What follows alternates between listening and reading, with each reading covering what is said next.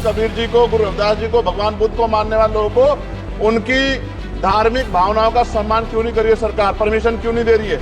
मुख्यमंत्री खुद जो है धर्म का चोला ओढ़ के और राजनीतिकरण करते हैं सर। संसद में चंद्रशेखर आजाद को जब भी बोलने का मौका मिला है अपनी पहचान छोड़ ही जाते हैं। कम वक्त में अपनी बातों को पहुंचाने का मादा भी रखते हैं। मंगलवार को भी ऐसा ही हुआ। स्पीकर के आसन से चंद्रशेखर का नाम पुकारा गया, लेकिन इस अल्टीमेटम के साथ कि बस 1 मिनट ही बोलना है। Thank you, please take immediate 1 minute. धन्यवाद सभापति जी, 1 मिनट में खत्म करूंगा सर। पहले तो सदगुरु रविदास जी महाराज की जयंती जो देश और दुनिया में मनाई जा रही 12 फरवरी को, उसके लिए सर मैं बधाई देता हूं।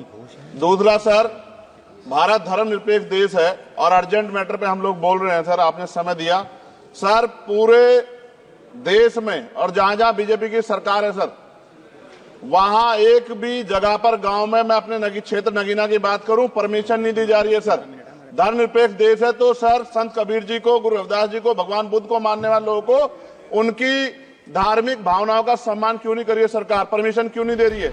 दरअसल चंद्रशेखर आजाद ने रविदास जयंती मनाने के सरकार के फैसले का स्वागत किया, लेकिन बीजेपी सरकार पर ये इल्जाम लगाते हुए कि धर्मनिरपेक्ष देश में बीजेपी सरकार धार्मिक भावनाओं को कुचलने का काम कर रही है कि खुद सूबे के सीएम धर्म का चोला ओढ़कर सियासत कर रहे हैं। उनको कुचलने का काम क्यों कर रही है? और ये तब है सर जब मुख्यमंत्री खुद जो है धर्म का चोला ओढ़ के और राजनीतिकरण करते हैं सर। मैं स्पष्ट रूप से कह रहा हूं सर, 1 मिनट खत्म होने दीजिए सर।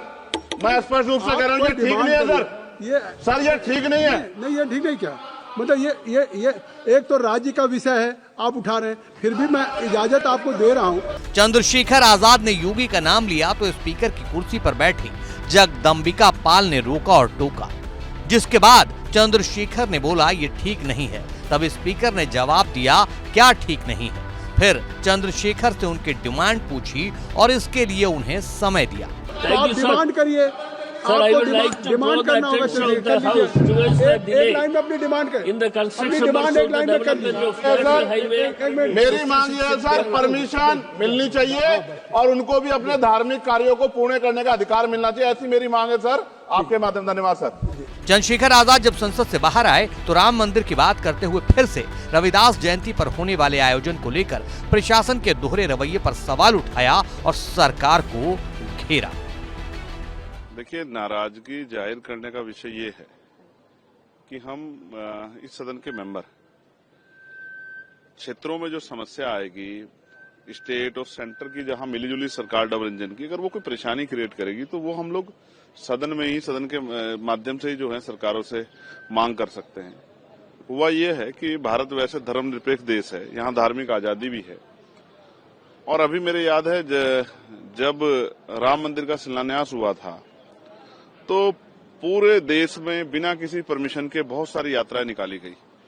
अच्छा है, धार्मिक उत्सव होना चाहिए, जो लोग उनमें आस्था रखते हैं होना चाहिए, लेकिन अब सदगुरु रविदास जी महाराज की जो जयंती है वो जो पूरे देश और दुनिया में मनाई जाती है, वहाँ बनारस में, काशी जहाँ उनका धर्म स्थल है, जन्म स्थल है, वहाँ प्राइम मिनिस्टर भी जाते हैं, मुख्यमंत्री भी जाते हैं। लेकिन अब मैं नगीना की बात करूं, हालांकि मेरे पास पूरे प्रदेश और देश से जहां जहां बीजेपी सरकार है फोन कॉल्स आए, मैसेज आए कि वहां उनको धार्मिक कार्य करने की, शोभा यात्रा निकालने की परमिशन नहीं दी जा रही। जब मैंने अधिकारियों से बात की, उनका कहा कि हम नई परंपरा का जो है, नई परंपरा शुरू नहीं करेंगे। तो नई परंपरा शुरू न करने के नाम पे इस वर्ग की, जो संत कबीर जी को मानते हैं, जो भगवान बुद्ध को मानते हैं, जो रविदास जी को मानते हैं, उनकी धार्मिक आस्था को चलना कहां तक सही है? जब धर्मनिरपेक्ष देश है तो उनकी आस्था का सम्मान होना चाहिए।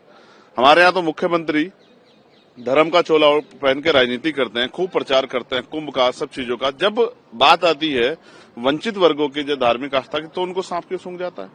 तो मैं मानता हूं, इस आधार पर मैं कह सकता हूं, मेरी नाराजगी ये थी कि जो मिलीजुली सरकार डबल इंजन की, ये कमजोर वर्गों के जो तीर्थ हैं और उनके जो महापुरुष हैं, उनका सम्मान जो है वो नाटक के तौर पर करती है, ना कि उनमें आस्था रखती है। अगर आस्था रखती तो पूरे प्रदेश में मुख्यमंत्री, वो तो अपने आप को खुद कहते हैं कि भाई मैं संत हूं, तो एक इतने बड़े संत जिनके नाम के सामने श्रोमण लगा है, उनकी जयंती पे जो है परमिशन जो है नहीं अलॉट करती। और हमने प्राइम मिनिस्टर को पत्र लिखा, मुख्यमंत्री को पत्र लिखा, आंख बंद करके बैठे में। तो इसका मतलब ये स्पष्ट होता है, आज लोगों में गुस्सा है इस बात को लेकर कि हमारे धार्मिक आयोजन करने की आजादी हमें नहीं मिल रही। तो धर्मनिरपेक्षता पे जो हमला सरकारें कर रही हैं, उसको लेकर मेरी नाराजगी थी। और जो नाटक डबल इंजन की सरकार करे, उनके नेता करे, उसको लेके मेरी नाराजगी थी।